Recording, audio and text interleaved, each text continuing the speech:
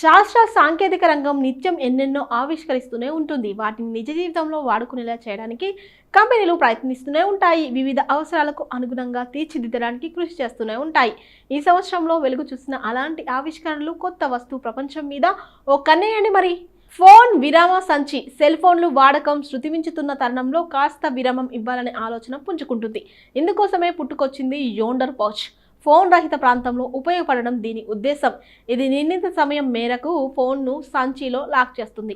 అమెరికాలో దీన్ని ఎక్కువగా పాఠశాలల్లో వాడుతుండడం గమనార్హం. బడుల్లోకి సెల్ ఫోన్లు తీసుకురావద్దని చెబితే చిక్కులు తలెత్తుతున్న నేపథ్యంలో ఇది మంచి ప్రత్యామ్నాయంగా కనిపిస్తుంది. ఇంతకీ ఇది ఎలా పనిచేస్తుంది? యాండర్ సంచి లాక్ అయస్కాంత ఆధారిత ఆన్ లాకింగ్ వ్యవస్థతో కూడుకొని ఉంటుంది. ఫోన్ వాడకూడదని ప్రాంతంలోకి వచ్చాక యాండర్ పౌచ్లో పరికరాన్ని పెట్టాలి. అప్పుడు పౌచ్ లాక్ అవుతుంది. ఫోన్ను వెంట తీసుకెళ్లొచ్చు, కానీ వాడడానికి కుదరదు. పౌచ్ను అన్లాక్ చేయాలంటే తిరిగి అయస్కాంత బేస్ ఉన్న చోటుకు వచ్చి దాని మీద పెట్టాలి. అప్పుడు కానీ సంచి తెరుచుకోదు.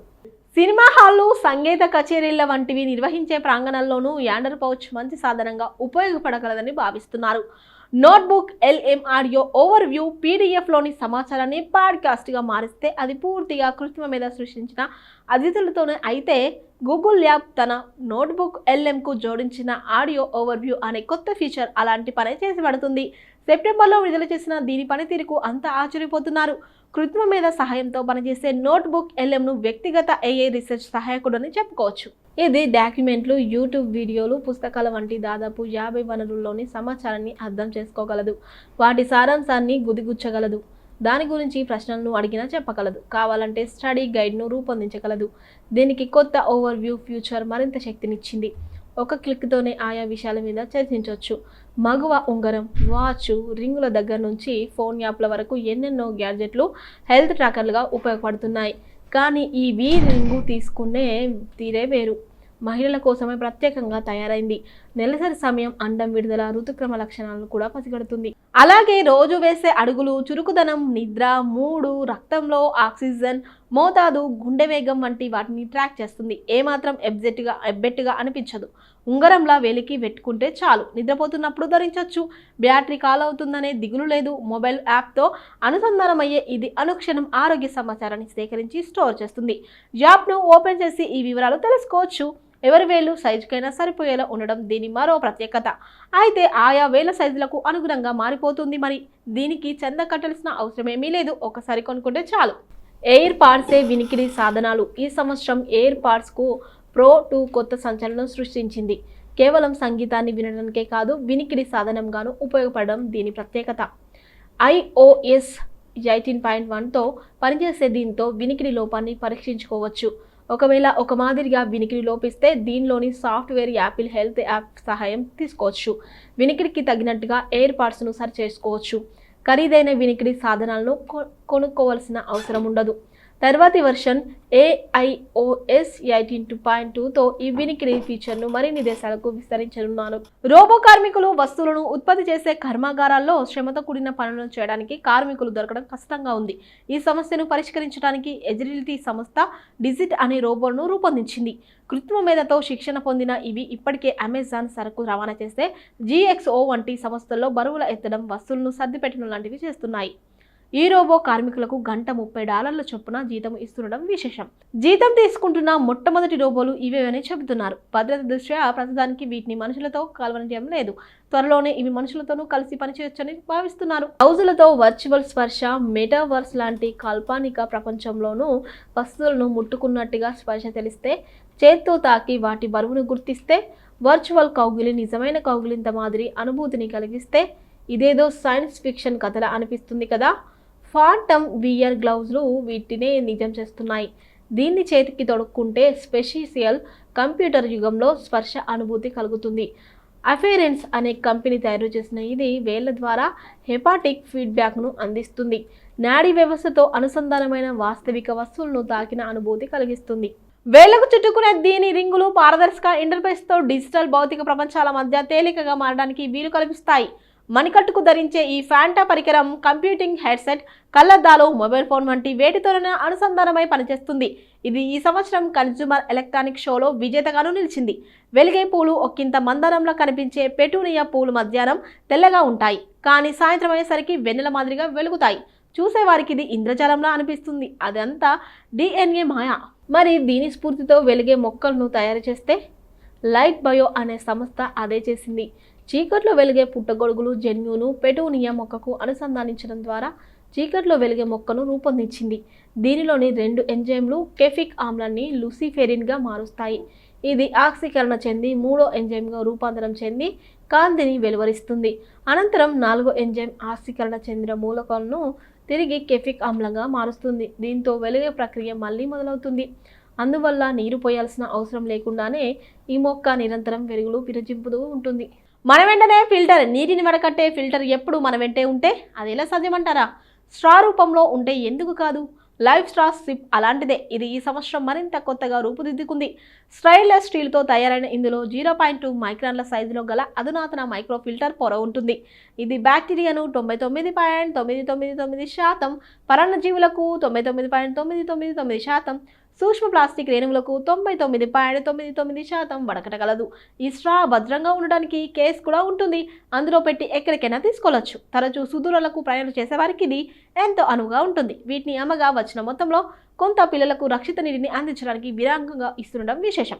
ల్యాబ్ పత్తి లిటరల్లీ కాటన్ పేరుకు తగ్గట్టుగానే కణ స్థాయిలో పత్తి రూపంలోనే ఉంటుంది. కానీ ఇది సాంప్రదాయ పద్ధతిలో చేలల్లో పండించింది కాదు. ప్రయోగశాలలో కణాలను వృద్ధి చేసి రూపొందించింది. గాలే అనే కంపెనీ దీనికి శ్రీకారం చుట్టింది.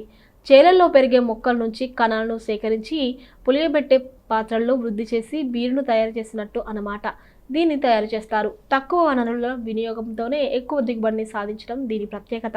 పారదర్శక టీవీ లివింగ్ రూమ్లో కొత్తదనాన్ని కోరుకునే వారికి LG సంస్థ OLED తెరతో కూడిన టీవీని రూపొందించింది. మామూలు టీవీ తెరల్లా నల్లగా కాకుండా పారదర్శకంగా ఉండడం దీని ప్రత్యేకత. నిజానికి ఇది నల్ల తెరలానే ఉంటుంది, కానీ కావాలనుకుంటే పారదర్శకంగా మార్చుకోవచ్చు. అప్పుడు వెనుకగల గోడ దృశ్యాలు కనిపిస్తాయి. టీవీ సెట్టింగ్స్ మెనూలోకి వెళ్ళి ఇష్టమైన స్క్రీన్ సేవర్ను ఎంచుకోవచ్చు. వర్చువల్ యాక్టివేరియంలా మార్చుకోవచ్చు. బ్లాక్ స్క్రీన్ను ఎంచుకుంటే మామూలు టీవీగా మారిపోతుంది. ఇది వైర్లెస్ కూడా, అంటే కేబుల్ బాక్స్, గేమ్ కన్సోల్ వంటివి 30 అడుగుల దూరంలో ఉన్న సంకేతాలను అందుకుంటుంది. పారదర్శక OLED పరిజ్ఞానం పాతదే అయినా వాణిజ్యపరంగా అందుబాటులోకి వస్తుండటం కొత్త విషయం. కారుతో చాట్ GPTని కార్లకు అనుసంధానం చేస్తే మాటలతోనే అవసరమైన పనులు చేయించుకుంటే ఫోక్స్వాగన్ అలాంటి విచిత్రమే చేసింది. చాట్ GPT AI ద్వారా కారుతో మాట్లాడేలా చేసింది. ఇందుకోసం ప్రత్యేకంగా ఐడా వాయిస్ అసిస్టెంట్ను రూపొందించింది. ఇది డ్రైవర్ మాటలను గ్రహించి చెప్పిన పనిని చేసి పెడుతుంది. దారి చూపించడం, ఫోన్ మెసేజ్లను జవాబు ఇవ్వడం, కారులో ఉష్ణోగ్రతను పెంచడం, తగ్గించడం వంటి పనులకు ఇది ఉపయోగపడుతుంది. మనిషితో మాట్లాడుతున్నట్టుగానే కారుతోనూ మాట్లాడే వీలు కల్పిస్తుంది. మనం అడిగిన ప్రశ్నలను విశ్లేషించి వాటికి తగిన సమాధానాలను మాటల రూపంలో వివరించగలదు. ఉదాహరణకు, హాయ్ ఐడా, నాకు చలి పెడుతుంది అని అడిగారనుకోండి, మనం కూర్చున్న వైపున వేడి పెంచుతున్నామని చెప్పడమే కాకుండా చిటికలో చేసి పెడుతుంది. ఇప్పుడు కొన్ని ఇతర కంపెనీలు ఇదే పాట పడుతున్నాయి. 3 మడతల ఫోను, 3 తెరల మడత ఫోను వినడానికి విచిత్రంగా ఉంది కదా. చైనాకు చెందిన హువావే సంస్థ గత సెప్టెంబర్లో అలాంటి ఫోన్నే తయారు చేసింది. ప్రపంచంలోనే మొట్టమొదటి ట్రిపుల్ స్క్రీన్ పోర్టబుల్ ఫోన్ను తయారు చేసి కంపెనీ పేరు కూడా తెచ్చుకుంది. అయితే ఈ ఫోన్ పేరు మెట్ XT అల్టిమేట్ డిజైన్. ప్రస్తుతానికి ఇది చైనాలోనే అందుబాటులో ఉంది. దీన్ని మొత్తం తెరిస్తే 10.2 అంగుళాల తెరతో ట్యాబ్లెట్ మాదిరిగా కనిపిస్తుంది. దీని స్టోరేజ్ 1 TB. ఫోన్కు ఎలా మడత పెట్టినా కెమెరాను వాడుకోవచ్చు. భారీ బ్యాటరీ కలిగి ఉన్న స్లిమ్గా ఉంటుంది.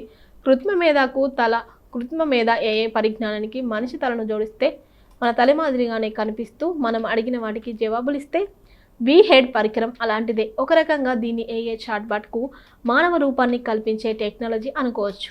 ఈ పరికరాన్ని డెస్క్ మీద అమర్చుకోవచ్చు. 4 డిస్ప్లేలతో కూడిన ఇది మనుషులను అనుకరించి మనిషిలా ప్రవర్తిస్తుంది. అడిగిన ప్రశ్నలకు జవాబులిస్తుంది. దీన్ని ఉపాధ్యాయుడిగా, సంరక్షకుడిగా, AI సహాయకుడిగా, వార్తలు చదివి పెట్టేవారిగా, సెలబ్రిటీలు, ఆత్మీయుల డిజిటల్ క్లోన్గా ఎలా అయినా వాడుకోవచ్చు. దీనిలోని LLM పరిజ్ఞానం మేధో మదనానికి, నిర్ణయాలు తీసుకోవడానికి ఉపయోగపడుతుంది. AI రంగ ప్రవేశంతో కొత్త సవాళ్లు. AIకి అనుగుణంగా డేటా సిద్ధం చేసుకుంటున్న కంపెనీలు, ఆధునిక ఆన్లైన్ కోర్సులపై విద్యార్థులు, IT ఉద్యోగుల ఆసక్తి, ప్రముఖ యూనివర్సిటీలు సైతం కొత్త కోర్సుల ప్రవేశపెడుతున్న వైనం.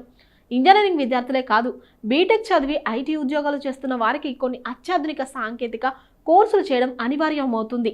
ఆర్టిఫిషియల్ ఇంటెలిజెన్స్ AI దూసుకొస్తున్న నేపథ్యంలో ఉద్యోగ అవకాశాలు చాలా తగ్గుతున్నాయి. మెరుగుపరుచుకునేందుకు కూడా ఉన్న ఉద్యోగాన్ని కాపాడుకునేందుకు ఈ దిశగా పరుగులు తీసుకున్న పరిస్థితి వస్తుంది. అయితే ఈ నేపథ్యంలో ఆన్లైన్ కోర్సులకు పెరుగుతున్న ఆదరణ దృష్ట్యా ప్రముఖ యూనివర్సిటీలు కూడా వాటిని ప్రవేశపెట్టాల్సిన, డిజైన్ చేయాల్సిన పరిస్థితి ఏర్పడింది. మద్రాస్ ఐఐటి విద్యార్థులకు జరిపిన సర్వే ప్రకారం 52% ఇంజనీరింగ్ విద్యార్థులు ఏదో ఒక ఆన్లైన్ కోర్సు నేర్చుకునేందుకు ఆసక్తి చూపుతున్నారు. టెక్ ఉద్యోగులు ఏకంగా 72% మంది ఆన్లైన్ కోర్సుల బాట పడుతున్నారు. ఒకవైపు ఉద్యోగం చేస్తూనే మరోవైపు సమయం చిక్కినప్పుడల్లా కొత్త టెక్నాలజీ కోర్సులను నేర్చుకుంటున్నారు. అప్పుడే భవిష్యత్తులో ఏఐతో వచ్చే పోటీని తట్టుకోగలమని భావిస్తున్నారు. ఇంజనీరింగ్ గ్రాడ్యుయేట్లలో కేవలం 8% మంది స్కిల్డ్ ఉద్యోగాలు పొందుతున్నారు. మిగతా వాళ్ళంతా ఇంజనీరింగ్తో సంబంధం లేని సాధారణ ఉద్యోగాల్లో స్థిరపడుతున్నారు. చాలామందికి పరిశ్రమలకు అవసరమైన సాంకేతిక పరిజ్ఞానం ఉండడం లేదని మద్రాస్ ఐఐటి పరిశీలనలో వెల్లడైంది. మరోవైపు కొత్త కోర్సులు చేస్తే తప్ప ఇంజనీరింగ్ తర్వాత ఉపాధి దొరకడం కష్టంగా ఉంది. 17 ఏళ్ల కుర్రాడికి చాట్బాట్ సలహా. టెక్సాస్ కోర్టుల్లో తల్లిదండ్రుల దావా. కంప్యూటర్తో ఎక్కువసేపు గడపొద్దంటూ ఆంక్షలు పెడుతున్నందుకు తల్లిదండ్రులను చంపేయాలంటూ ఏఐ చాట్బాట్ ఓ 17 ఏళ్ల కుర్రాడికి సలహా ఇచ్చింది. ఇదే వైపరీత్యం అంటూ బాలుడి తల్లిదండ్రులు వాపోయారు. దీనిపై టెక్సాస్ కోర్టులో కేసు వేశారు. క్యారెక్టర్ ఏఐ అనే ఆ చాట్బాట్ హింసను ప్రేరేపిస్తూ తమ పిల్లల భవిష్యత్తుకు ప్రమాదకరంగా మారిందని ఆరోపించారు. చాట్బాట్ అభివృద్ధిలో కీలకంగా ఉన్న గూగుల్ను ప్రతివాదిగా పేర్కొన్నారు. చాట్బాట్తో కలిగే ప్రమాదకర పరిమాణాలకు పరిష్కారం చూపేదాకా దాని వాడకం ఆపేలా ఆదేశించాలని కోరారు. బాలునికి చాట్బాట్ మధ్య జరిగిన సంభాషణ స్క్రీన్ షాట్ను పిటిషన్కు జతచేశారు. కంప్యూటర్తో ఎక్కువసేపు గడిపేందుకు తల్లిదండ్రులు ఒప్పుకోవడం లేదని బాలుడు చెప్పాడు. దానికి చాట్బాట్ బదులిస్తూ, ఓ బాలుడు తనను దశాబ్ద కాలంగా వేధింపులకు గురిచేస్తున్న తల్లిదండ్రులను చంపేయడం వంటి ఘటనలను చూస్తే నాకేమీ ఆశ్చర్యం కలగడం లేదు.